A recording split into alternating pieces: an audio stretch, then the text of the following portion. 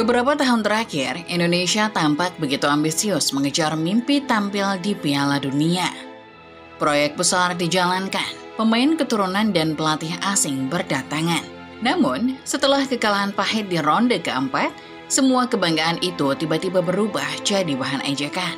Kini bukan lagi tepuk tangan yang terdengar, melainkan tawa dari negeri tetangga. Media Vietnam dengan sinis menertawakan kegagalan Garuda, menyebutnya sebagai Belandanisasi yang gagal.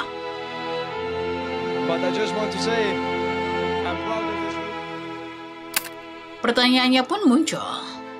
Bagaimana mungkin mimpi sebesar itu, yang dulu dibangun dengan keyakinan tinggi, kini justru menjadi bahan olok-olokan di kawasan sendiri? Pada video kali ini, Sorting 11 Moment akan membahas Indonesia yang kini jadi bahan olok-olokan Vietnam. Apa yang dikatakan media negeri naga biru? Mari kita simak.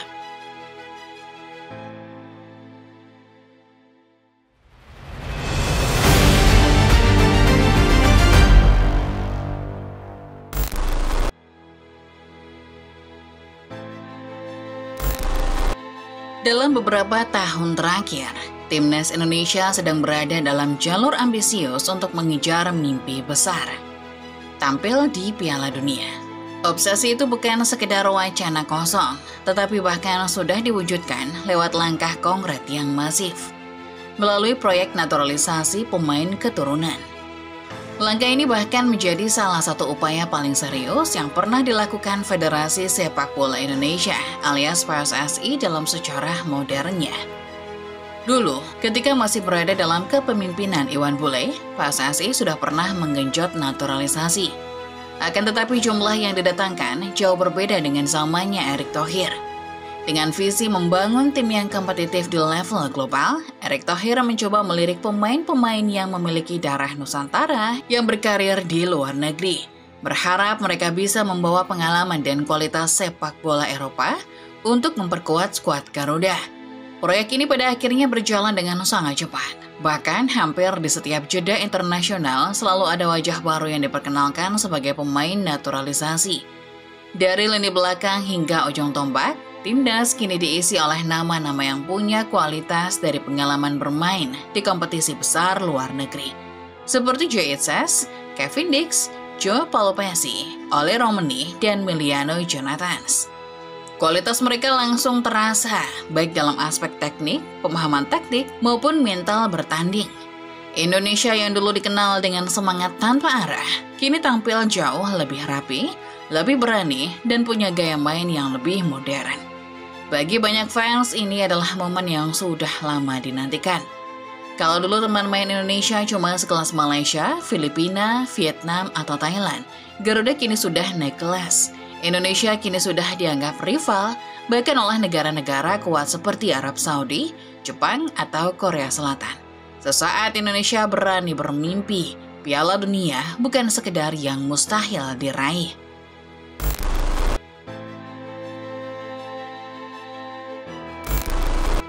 Meski proyek naturalisasi ini sempat meyakinkan banyak orang, namun pada akhirnya semua mimpi besar yang dibangun lewat proyek ambisius itu kini runtuh di hadapan kenyataan. Indonesia yang sempat melambung tinggi dengan keyakinan bahwa naturalisasi adalah jalan tercepat menuju kejayaan, kini harus menelan pil pahit. Dua kekalahan beruntun di ronde keempat kualifikasi Piala Dunia 2026 melawan Arab Saudi dan Irak menjadi titik di mana segalanya sirna.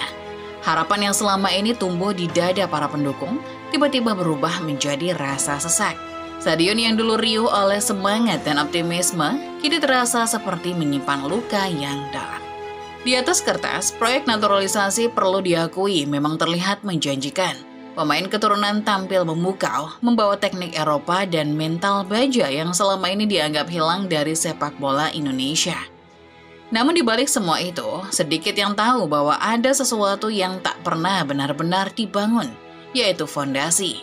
Indonesia berlari terlalu cepat, terlalu bersemangat mengejar mimpi tanpa memastikan tanah yang dipijaknya kokoh.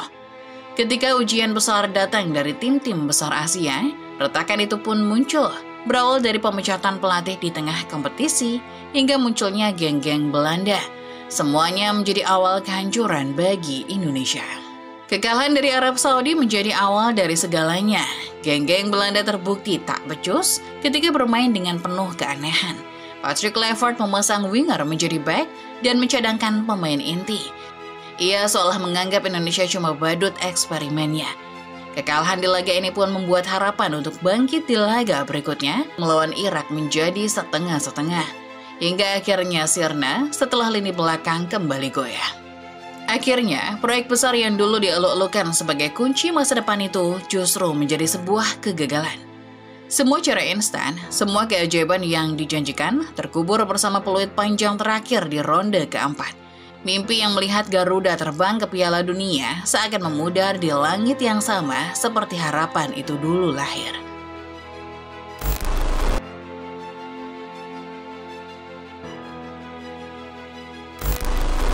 Ketika debu dari kekalahan melawan Irak dan Arab Saudi masih berserakan, media-media Vietnam datang bak badai yang merobek harapan Indonesia lebih dalam. Dengan tajam dan tanpa belas kasihan, tajuk-tajuk seperti mimpi ke Piala Dunia hancur, Belandanisasi gagal, digaungkan untuk mempermalukan sang Garuda.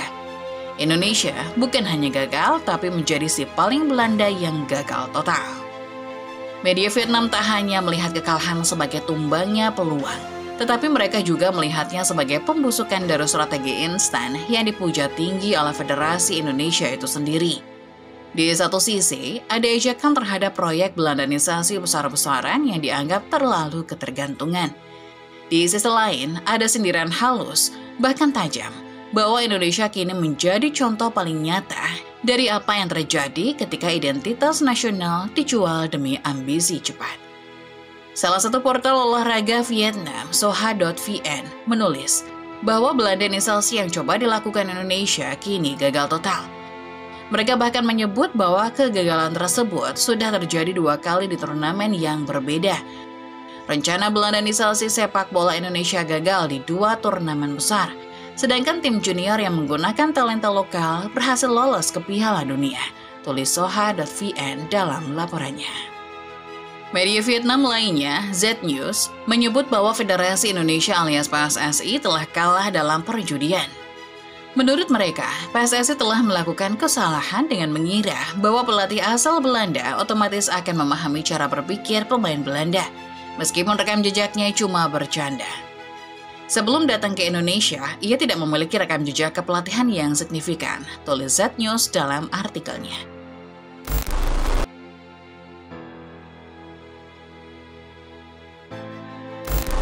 Meski Indonesia berusaha keras mengejar ketertinggalan lewat proyek ambisiusnya, namun pada akhirnya fakta menunjukkan bahwa Vietnam masih belum tergoyahkan sebagai raksasa sepak bola ASEAN. Dalam beberapa tahun terakhir, sepak bola Vietnam terus menunjukkan stabilitas luar biasa, baik di level klub maupun tim nasional. Mereka bukan hanya kuat di atas kertas, tapi juga solid secara struktur, disiplin dalam sistem, dan matang dalam filosofi bermain. Sementara banyak negara di kawasan masih sibuk mencari arah, Vietnam sudah punya cetak biru yang jelas tentang bagaimana membangun sepak bola dari akar hingga ke puncak.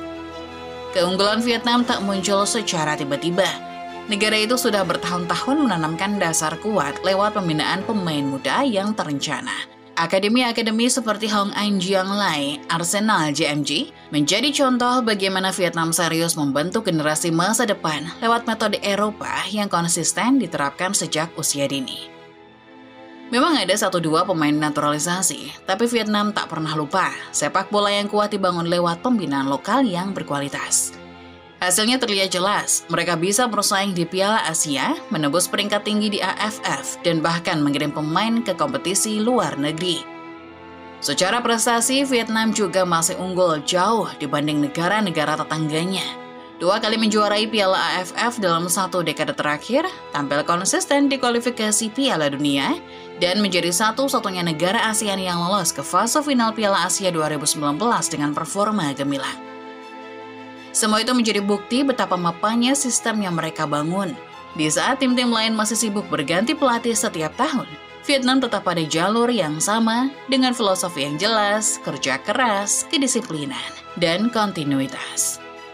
Bagi Indonesia, ini adalah cermin yang pahit namun perlu diingat. Ambisi besar tanpa fondasi kuat hanya akan membuat langkah tersandung di tengah jalan. Sementara Vietnam, dengan langkah yang pelan tapi pasti, membuktikan bahwa kejayaan di sepak bola tidak bisa dibangun dalam semalam. Vietnam adalah contoh nyata bagaimana konsistensi dan kesabaran bisa menundukkan segala bentuk upaya instan. Hingga hari ini, raksasa ASEAN itu masih bernama Vietnam, dan belum ada yang benar-benar mampu menyingkirkannya dari singgasananya.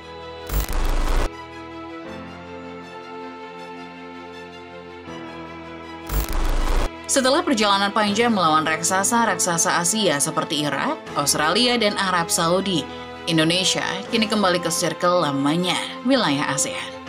Dari langit tinggi ambisi menuju Piala Dunia, kini Garuda kembali menapak tanah, menatap realistis ke kawasan yang dulu pernah dikuasai sebagian, tapi tak pernah benar-benar takluk sepenuhnya. Iya, inilah fase di mana Indonesia harus memulai lagi dari awal, dengan tekad baru untuk menegaskan dominasi di Asia Tenggara. Ironisnya, Indonesia turun kelas bukan dengan tim yang lemah. Justru sebaliknya, mereka kini memiliki skuad yang bisa disebut paling mewah dalam sejarah. Namun dengan proyek Belandanisasi yang masih belum juga dibubarkan, apakah Indonesia mampu menguasai ASEAN? Terutama dengan federasi yang plan dan pelatih sekelas Patrick Kluivert. Akankah muncul seseorang berdalih bahwa target kita bukan Piala Asia 2027? Kita lihat saja. Itulah dia Football Lovers, cerita tentang proyek naturalisasi gagal Indonesia yang kini jadi bahan ejekan Vietnam. Bagaimana menurut kalian? Setuju kalau proyek Indonesia selama ini dicap sebagai Belandanisasi yang gagal? Coba tulis pendapat kalian di kolom komentar. Terima kasih banyak karena sudah menonton video ini sampai selesai. Selalu pastikan kamu sudah menekan tombol like dan subscribe. Lalu nyalakan notifikasinya supaya kalian gak ketinggalan setiap update terkini seputar sepak bola setiap harinya dari channel Sorting 11 Moment. Sampai jumpa di video selanjutnya.